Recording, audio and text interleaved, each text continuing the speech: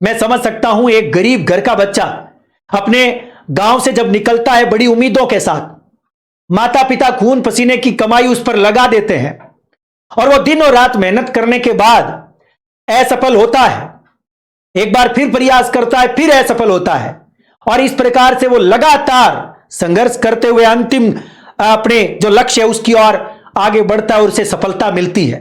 उस सफलता का स्वाद बड़ा ही निराला, बड़ा ही स्वादिष्ट और बड़ा ही, मैं कहता हूं, मन को मोहित करने वाला होता है। जीभ के जो स्वाद है उसको 4 गुना कर देता है। मैं समझ सकता हूं, लेकिन जब बीच में बाधाएं आती है, 6 साल, ये 2019 की भर्ती थी, ये 2020 में इंटरव्यू हो जाने चाहिए थे। बाद में मैं कह रहा हूं कुछ बाधाएं आई, जिन लोगों ने हमारी भर्ती को कोर्ट में अटकाया, मैं कह सकता हूं हम कोर्ट में लड़े हैं।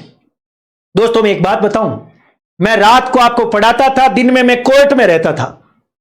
जज ने यहां तक बोल दिया मुझे, ये बहुत ही गौर करने की बात सुनो आप, राजस्थान हाई कोर्ट जयपुर के जज ने मुझे एक बात बोली थी, क्योंकि एक दिन मैं खुद प्रेजेंट हो गया था हमारे केस में, तो मुझे जज साहब ने बोला क्यों ने LLB आप ही कर लो।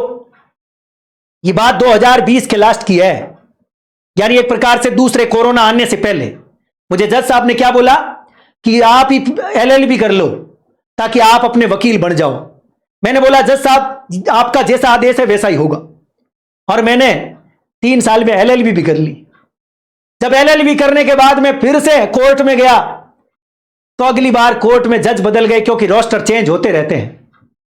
और ईश्वर की कृपा मानो कि 2022 से लेकर 2023 भी चला गया, 24 भी चला गया, और 25 के अंदर मार्च में हमारे पक्ष में फैसला आया। और तकड़ी बात बताऊं, एक बहुत ही गजब की बात बताता हूं। जुलाई और अगस्त में, जुलाई के अंदर आपको याद होगा कि मैं 9 जुलाई को दक्षिणी कोरिया और सिंगापुर की सम्मेलन में हिस्सा लेने गया था। उस दौरान इसी भर्ती के इंटरव्यू चल रहे थे और मैं RPSC में जाके आया था, और मैंने RPSC में बोला कि मैं इस प्रकार से इंटरनेशनल कॉन्फ्रेंस में जा रहा हूं, यदि मेरा इंटरव्यू इन्हीं डेट में आ जाए तो आगे कर देना। सचिव साहब ने मुझे एक बात बोली थी, मैं रामनिवास जी मेहता सर का धन्यवाद ज्ञापित करना चाहता हूं, RPSC सचिव। उन्होंने मुझे बोला कि आप इतने बड़े मंच पर जा रहे हैं, हमारे देश का नाम रोशन करेंगे, हमारे देश का प्रतिनिधित्व करेंगे, और ऐसे युवाओं की हमें सख्त आवश्यकता है। यदि आपका चयन हुआ है और आप 28वीं वर्ल्ड कांग्रेस में जा रहे हैं तो हमारे लिए गौरवान्वित कराने वाला विषय है। आप जाइए, आपका इंटरव्यू आगे करा देंगे। मुझे यह बोला। मैं सचिव साहब का धन्यवाद करता हूं। और 6 अगस्त को मेरा इंटरव्यू था, और इंटरव्यू में कौन व्यक्ति मेरे सामने, मैं उसका नाम आपके सामने उजागर नहीं करूंगा।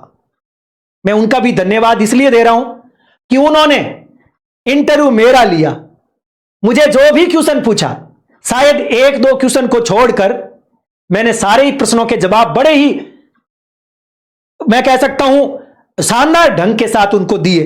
तो उसका रिजल्ट आपके सामने है आज। और मैंने बताया नहीं आपको कि इस प्रकार से इंटरव्यू हो रहा है, मैंने किसी के सामने उजागर नहीं किया कि मैं RPSC में इंटरव्यू देने जा रहा हूं। ये बहुत सारी चीजें होती है जो मैंने छुपा के रखी थी। कहते हैं कि छुपा करके रखो, समय आने पर सबके सामने दे दो, स्वाद ही कुछ और होता है, उसका मिठास ही कुछ और होता है, उसका रंग रूप सब बदल जाता है, उसके भाव बदल जाते हैं। यदि मैं उसी दिन आपको बता देता कि मेरा आज इंटरव्यू है, तो आज ये स्वाद नहीं आता, आज आपके कमेंट्स इस प्रकार से पढ़ने का मजा नहीं आता। ये सारी चीजें जो है, ये मेरे दिल के और मन मस्तिष्क के जो भाव है, जो वैसे तो अमूर्त रूप से मेरे भाव उजागर कर रहा हूं, जो आने वाले समय में मूर्त रूप लेंगे, जब आप जैसे मेरे छोटे भाई बहन भी बड़े और कड़े संघर्ष के साथ अपनी सफलता प्राप्त करेंगे। आज मुझे आनंद की अनुभूति हुई